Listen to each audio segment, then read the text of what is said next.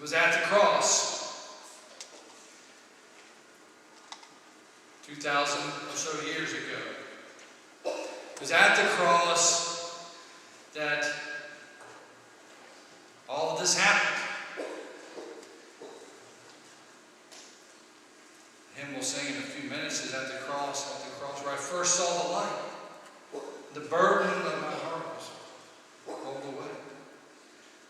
But before we can get to the point where we can come to the cross and see that, I think it's important for us to walk back to the cross. To go back to that day when it was midnight in the middle of the day. When the crowd shouted, "Crucify him, crucify him." And look at who was exactly at the cross and what others saw of the cross that we glory in today. Yes, in the cross of Christ we glory, but there was a time when a man like Pilate saw the cross as a great way to put an end to a rebellion or an insurrection. It was a great way to make a mockery of one that the people might call the King of the Jews. So when he sent him away to the cross, not even thinking that there was anything that he had done wrong, but not that worried about it. It was just another Jewish guy, just another person who was causing him trouble and taking time out of his day. He had it written on a sign. This is Jesus of Nazareth, the King of the Jews. And in case anybody was curious what it was read, what it was put on the sign, it was written in Hebrew, in Latin, and in Greek, so that everybody would know that it was up there. Now, Pilate didn't write that because he thought that Jesus was really the King of the Jews. He wrote that as a way of saying, yeah, right, the King of the Jews. It was a mocking and disparaging sign to put up there. And it was a warning to those who might want to be King of the Jews, that this could happen to them as well. So Pilate looked at Jesus, not with sorrow, not with sympathy, but with disdain. Here was a man who was in the end a failure in Pilate's eyes. One who would claim such a thing as King of the Jews, but allow himself and his people would allow him to be put on a cross to die. Then there were the religious leaders who in John's Gospel say to Pilate, don't write on there that this man is the King of the Jews, but this man said that he is King of the Jews. That this man said he is King of the Jews. And in one of the other Gospels, they yell at him, well, if you are the Christ, why don't you bring yourself off the cross? They too mock him and laugh at him. If you are the Christ, do this. What a sham, they're saying. You're a failure.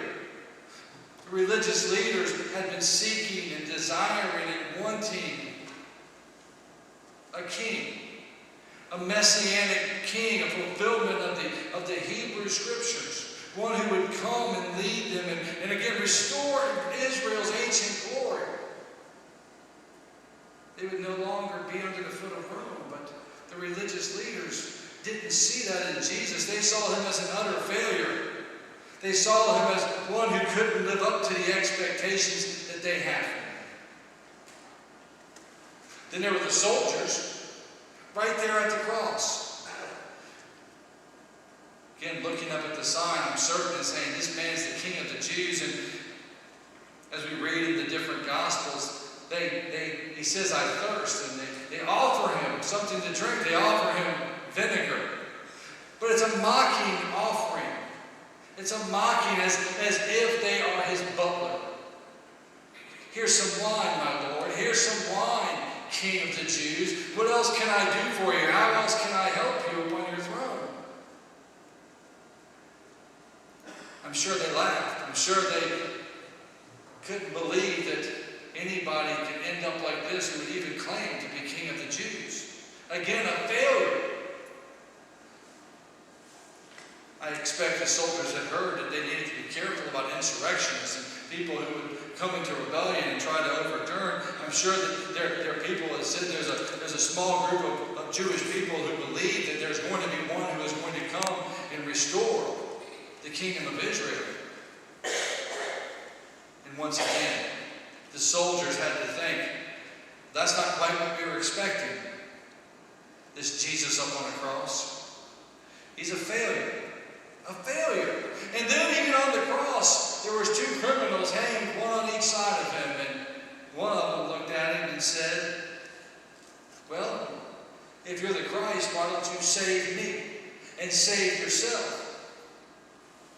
He wasn't talking about a spiritual kind of salvation. If you got some kind of power, put it to use now, and why not take me along with you? Even the one on the criminal on the cross, as he is dying, as he is sitting there hanging right beside Jesus, is in a way making fun of Jesus, saying, I know what I've done, but I also know what you've said. Now let's do something about it. And again, Jesus fails to live up to the expectations of the criminal on the cross. But things change a little bit, because there's not just one criminal, there's 2. There's another criminal who recognizes, I think, kind of the ignorance of Pilate and the religious leaders and the soldiers, and even the other criminal, because he says, do you not understand the other criminal? Do you not understand what's happening here? This man has done nothing wrong. We are getting exactly what we deserve. We knew that this day would come for us. We knew that this is where we were headed. We knew that if we continued to stand against Rome, that one day it would come home for us, that we would end up on this cross. But he has done nothing wrong. He has done nothing wrong. Where Pilate, the religious leaders, the soldiers, and even one of the criminals up there, they had these weird expectations of Jesus. I'm sure that when Pilate saw Jesus, he was like, you weren't quite what I was expecting. I was expecting a warrior, a soldier. I was expecting your people to be at the door beating it down to protect you. They all had these high expectations of one who would either stand against them or stand for them. But with that second criminal, he says, you don't even deserve to be here. And we start to see with that criminal is that he didn't have a preconceived notion of who Jesus was. He didn't have an expectation beyond his own life. And when he saw Jesus without those expectations, when he saw Jesus without these ideas of what Jesus was supposed to do for him in the way he interpreted Scripture or he interpreted his own life, he was able to hear those words from Jesus. This day, you will be with me in paradise. This day you will be with me. Jesus offered that to him, not because he asked for it, not because he said, forgive me or I'm broken, but because he recognized who Jesus was and was wanting to build himself into a relationship with Jesus. He didn't come to him saying, you should do this for me or you must do this for me. But you don't deserve what you're getting, and I do. That simple recognition put them in a relationship. And there they were, all of these folks at the cross. And so many of them, almost all of them, misunderstand Jesus. All of them calling out for Jesus and saying Jesus is a failure. Everything he purports to stand for, he cannot make happen now. And it's all because their expectations for this one who would be the King of the Jews, those expectations were not the right expectations. So we have a criminal who says, I'm getting what I deserve and you're not. And he begins a new relationship with Jesus. And then you have 3 other people who we read about here in John's Gospel. And it says, but the soldiers did this, but standing by the cross of Jesus were his mother, Mary, his mother's sister, Mary, the wife of Clopas, and Mary Magdalene. The three Marys. The 3 Marys are there at the cross. The 3 Marys are there at the cross with Jesus. And for them, Jesus was not a failure. Jesus had not only met expectations, but had exceeded all the expectations they could have ever believed in. But that happened because they were first in a relationship with Him. They were in a relationship, a deep and abiding relationship, each of their own making with Him and His own making with them. They weren't the same relationship. It wasn't a relationship that had 4 or 5 ways of being a good relationship with Jesus. They came to Him in different ways, but they journeyed with Him and sojourned with Him and lived with Him. And so they were able to understand Him.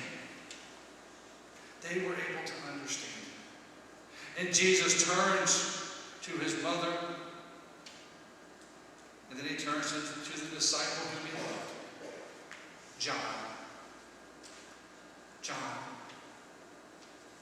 turns to John, who also had seen Jesus and had walked with Him and had been in relationship with Him, who gives us this beautiful gospel and tells us who Jesus was to him. And says, continue the relationship you have with me by continuing the relationship you have with one another in my name. It says to him, to his mother, woman, behold your son. And to the disciple, behold your mother. So it was at the cross where Jesus validated and affirmed the need to be in relationship with Him, to truly understand the cross. And it validated and affirmed the need for that relationship to continue, not just with Jesus, but with one another. A relationship we are to have one with each other. And He says, through speaking through the years and through the ages from the cross to us, disciples, behold your family. Disciples, behold your family. This Jesus that you come to remember His death on the cross 2,000 years later in a church as the sun sets on a Friday evening. This Jesus has called you into relationship with Him and has called you to continue in this relationship with each other. And this Jesus has exceeded any expectations you would have for Him. The cross of Jesus, the cross of Good Friday, really calls all of our expectations. All of our expectations of our faith, our expectations of Jesus, our expectations of religion, our expectations of the church. It calls them into question and asks, are we looking for the right things? Or are we looking with the eyes of Pilate? Or are we looking with the eyes of Pharisees and Sadducees? Are we looking with the eyes of a criminal or a soldier? Or are we looking at the cross with the eyes of disciples? Those who have walked with Jesus and continue to walk with Jesus, who continue to take this journey with Jesus.